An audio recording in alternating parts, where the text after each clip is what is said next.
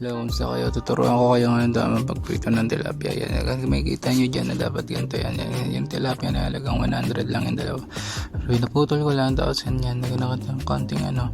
Okay, dalawaluin nyo lang ganyan. Dito makikita nyo. Naglagay ako ng ano dyan, crispy fry. Nalagyan ko lang ng konting bear brand yan. Nalagay ko na dyan. Tapos pinirito ko na rin. Nilagyan ko na yung toyo, tapos ganyan, nalagyan lang sa usawan.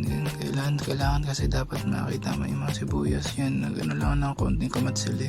Yan, lagay ko na rin dyan. Tapos yung kalamansi, hindi ko na rin inana yan. Kaya ako na lang, lagay lang ng konting cornstarch, tsaka ng asukal pala, hindi pala yung cornstarch. Ito, kalimutan ko yung siling green. Hilaw ko lang dyan. Yan. Tapos na yung prito. Tapos yan.